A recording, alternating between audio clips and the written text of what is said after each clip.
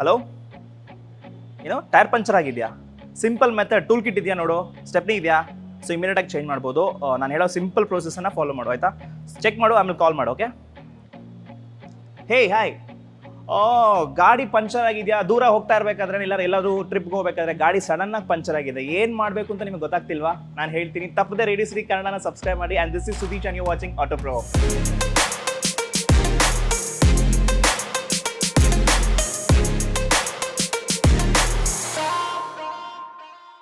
Welcome back. So tyre puncture ಆಗಿದೆ, tension ಮಾಡ್ಕೋಬೇಡಿ, ಗಾಡಿನ ಮಧ್ಯದಲ್ಲೇ ನಿಲ್ಸಕ್ಕೆ ಹೋಗಬೇಡಿ. ಸಿಂಪಲ್ ಪ್ರೋಸೆಸ್ ರೀ. ನಿಮಗೆ ಪಂಚರ್ ಆಗಿರೋ ಟೈರ್ನ ರೀಪ್ಲೇಸ್ ಮಾಡಬೇಕು ಅಂತ ಹೇಳಿದ್ರೆ ನಿಮಗೆ ಬೇಕಾಗಿರೋದು ಬರೀ 4 ಟೂಲ್ ಕಿಟ್ಟು. ಮೊದಲನೇದು ಬಂದು ಜಾಕು, ಇನ್ನೊಂದು ಬಂದು ನಿಮಗೆ ಸ್ಪ್ಯಾನರು, ಟೈರ್ನ ರಿಮೂವ್ ಮಾಡೋಕ್ಕೆ ಅಂತಲೇ ಕೊಟ್ಟಿರ್ತಾರೆ. ಇದೆಲ್ಲ ಕಾರ್ಗೂ ಸೇಮ್ ಇರುತ್ತೆ. ಈ ಸ್ಪ್ಯಾನರ್ ಬೇಕಾಗುತ್ತೆ. ಮೂರನೇದು ನಿಮಗೆ ಜಾಕ್ ರಾಡ್, ಇದನ್ನು ರೊಟೇಟ್ ಮಾಡೋದಕ್ಕೆ ನಿಮ್ಗೆ ತುಂಬ ಹೆಲ್ಪ್ಫುಲ್ ಆಗುತ್ತೆ. 4ನೇದು ಬಂದು ಎಮರ್ಜೆನ್ಸಿ ಪಾರ್ಕಿಂಗ್ ಬೋರ್ಡ್ ಅಂತ ಹೇಳಿ, ಟ್ರ್ಯಾಂಗ್ಲರ್ ಸೈನ್ ಬೋರ್ಡ್ ಅಂತಲೂ ಕರೀತಾರೆ. ಇದು ನಿಮಗೆ ಪರ್ಚೇಸ್ ಕೂಡ ಮಾಡ್ಬೋದು, ಅಮೆಝಾನೆಲ್ಲ ನಿಮ್ಗೆ ಸಿಗುತ್ತೆ. ಎಮರ್ಜೆನ್ಸಿ ಟೈಮಲ್ಲಿ ಈ ಸೈನ್ ಬೋರ್ಡನ್ನು ಯೂಸ್ ಮಾಡಿಕೊಂಡು ನೀವು ಇಂಡಿಕೇಟ್ ಮಾಡ್ಬೋದು ನಿಮ್ಮ ಗಾಡಿ ಪಂಚರ್ ಆಗಿದೆ, ಇಲ್ಲ ಏನೋ ಒಂದು ಎಮರ್ಜೆನ್ಸಿಯಲ್ಲಿ ಇದ್ದೀರಾ ಅಂತ ಒಂದು ಇಂಡಿಕೇಶನ್ ನೀವು ಕೊಡ್ಬೋದು.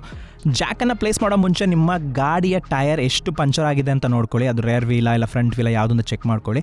ಕ್ಯಾಪ್ ಇರುತ್ತೆ, ಆ ಕ್ಯಾಪ್ನ ಈಸಿಯಾಗಿ ರಿಮೂವ್ ಮಾಡಿ. ಒಂದ್ಸಲ ಅದು ರಿಮೂವ್ ಆದಮೇಲೆ ನೀವು ನಟ್ಟನ್ನು ಸ್ವಲ್ಪ ಲೂಸ್ ಮಾಡ್ಕೋಬೇಕಾಗಿ ಬರುತ್ತೆ.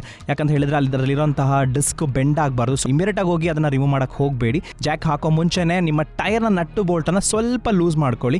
ಈ ರೀತಿ ಒಂದು ಸ್ವಲ್ಪ ನೀವು ಎಕ್ಸ್ ರೀತಿಯಲ್ಲಿ ನೀವು ಇದನ್ನು ಲೂಸ್ ಮಾಡ್ಕೋಬೋದು. ಜಾಕನ್ನು ಪ್ಲೇಸ್ ಮಾಡೋ ಮುಂಚೆ ಒಂದು ಸ್ವಲ್ಪ ಗಮನ ಇರಲಿ, ಫ್ಲಾಟ್ ಆಗಿರೋಂಥ ಸರ್ಫೇಸನ್ನು ಯೂಸ್ ಮಾಡ್ಕೊಳ್ಳಿ. ಯಾಕಂತ ಹೇಳಿದ್ರೆ ಗಾಡಿ ಸ್ವಲ್ಪ ಬೆಂಡ್ ಆಗಿದ್ರು ಕೂಡ ನೀವು ಜಾಕ್ ಕರೆಕ್ಟಾಗಿ ಬ್ಯಾಲೆನ್ಸ್ ಆಗೋದಿಲ್ಲ, ಅನ್ಇವನ್ ಆಗಿರುತ್ತೆ. ಆಮೇಲೆ ಡಿಸ್ಕ್ಗೆ ಸ್ವಲ್ಪ ಡ್ಯಾಮೇಜ್ ಆಗೋಂಥ ಚಾನ್ಸ್ ಇರುತ್ತೆ. ಸೊ ಆದಷ್ಟು ಫ್ಲಾಟ್ ಸರ್ಫೇಸಲ್ಲಿ ಗಾಡಿಯನ್ನು ಪಾರ್ಕ್ ಮಾಡಿಕೊಂಡು ರೀಪ್ಲೇಸ್ಮೆಂಟ್ ಪ್ರೊಸೆಸನ್ನು ಸ್ಟಾರ್ಟ್ ಮಾಡಿ. ಬೇರೆ ಎಲ್ಲೂ ಕೂಡ ಜಾಕನ್ನು ಪ್ಲೇಸ್ ಮಾಡೋಕ್ಕೆ ಹೋಗಬೇಡಿ. ಯಾಕಂದರೆ ಅದಕ್ಕೆ ಅಂತಲೇ ಒಂದು ಪಾಯಿಂಟ್ ಕೊಟ್ಟಿದ್ದಾರೆ. ಆ ಪಾಯಿಂಟನ್ನು ನೀಟಾಗಿ ನೋಡಿಕೊಂಡು ಅದ್ರ ಕೆಳಗಡೆ ಜಾಕನ್ನು ಪ್ಲೇಸ್ ಮಾಡಿ.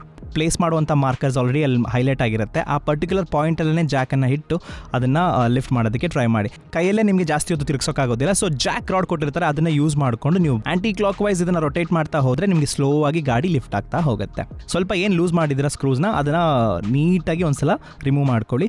ಒಂದ್ಸಲ ರಿಮೂವ್ ಮಾಡಿದ ತಕ್ಷಣ ನಿಮಗೆ ಟೈರ್ ಈಸಿಯಾಗಿ ಈಚೆ ಬರುತ್ತೆ. ನಿಮ್ದೇನು ಸ್ಟೆಪ್ನಿ ವೀಲ್ ಇರುತ್ತೆ, ಎಕ್ಸ್ಟ್ರಾ ವೀಲ್ ಇರುತ್ತೆ, ಆ ವೀಲನ್ನು ನೀಟಾಗಿ ಡಿಸ್ಕಲ್ಲಿ ಪ್ಲೇಸ್ ಮಾಡಿ. ಒಂದ್ಸಲ ಜಾಕನ್ನು ತೆಗೆದಾದ ನಂತರ ಟೈರ್ನ ಚೆಕ್ ಮಾಡ್ಕೊಳ್ಳಿ, ಏರ್ ಪ್ರೆಷರನ್ನು ಚೆಕ್ ಮಾಡ್ಕೊಳ್ಳಿ, ಪ್ರಾಪರಾಗಿ ಸ್ಕ್ರೂಸ್ಗಳನ್ನ ಮತ್ತೆ ಟೈಟ್ ಮಾಡಿ. ಸೊ ಇದೇ ರೀತಿ ನೀವು ತುಂಬಾ ನಾಲೆಜ್ ಬೇಕಿಲ್ಲ, ಕಡಿಮೆ ನಾಲೆಜಲ್ಲಿ ನಿಮಗೆ ಕೊಟ್ಟಿರೋಂಥ ಕಿಟ್ಟನ್ನು ಯೂಸ್ ಮಾಡಿಕೊಂಡು ಪಂಚರ್ಡ್ ಆಗಿರೋಂಥ ವೀಲ್ಗಳನ್ನು ನೀವು ನೀಟಾಗಿ ಚೇಂಜ್ ಮಾಡ್ಕೋಬೋದು. ಬಟ್ ಆಲ್ವೇಸ್ ರಿಮೆಂಬರ್, ಇದು ಮಾಡೋ ಮುಂಚೆ ಕೆಲವೊಂದು ಸೇಫ್ಟಿ ಮೆಷರ್ಸನ್ನು ತೊಗೊಳ್ಳೋದನ್ನು ಮರಿಬೇಡಿ. ಸಿಂಪಲ್ ಪ್ರೋಸೆಸ್, 3 ಟೂಲ್ ಯೂಸ್ ಮಾಡಿಕೊಂಡು ನಿಮ್ಮ ಪಂಚರ್ಡ್ ಆಗಿರೋ ಟೈರ್ನ ಇಮಿಡಿಯೇಟ್ ಆಗಿ ಚೇಂಜ್ ಮಾಡಬೇಕು. ಫ್ಲೈಓವರ್ ಮೇಲೆಲ್ಲ ನಿಲ್ಲಿಸ್ಕೊಂಡು ನೀವು ಪಂಚರ್ಡ್ ಆಗಿರೋ ಟೈರ್ನ ರೀಪ್ಲೇಸ್ ಮಾಡಕ್ಕೆ ಹೋಗಬೇಡಿ. ದಯವಿಟ್ಟು 4 ಇಂಡಿಕೇಟರ್ನ ತಪ್ಪದೇ ಹಾಕಿ, ಇಂಡಿಕೇಟರ್ ಹಾಕದೇನೆ ಮಾಡಕ್ಕೆ ಹೋಗಬೇಡಿ. ಆಮೇಲೆ ಟ್ರಯಾಂಗಲ್ ಸಿಗ್ನಲ್ ಬೋರ್ಡನ್ನು ಪ್ಲೇಸ್ ಮಾಡಿ ನಂತರ ಟೈರ್ ರೀಪ್ಲೇಸ್ ಮಾಡಕ್ಕೆ ಟ್ರೈ ಮಾಡಿ. ಈ 3 ಮೆಥಡನ್ನು ಗಮನಕ್ಕಿರಲಿ. ಸೊ ಇದೇ ರೀತಿ ಸುಮಾರು ವಿಷಯಗಳಿಂದ ನಾನು ಮತ್ತೆ ಬರ್ತೀನಿ. This is Sudi and you are watching auto pro.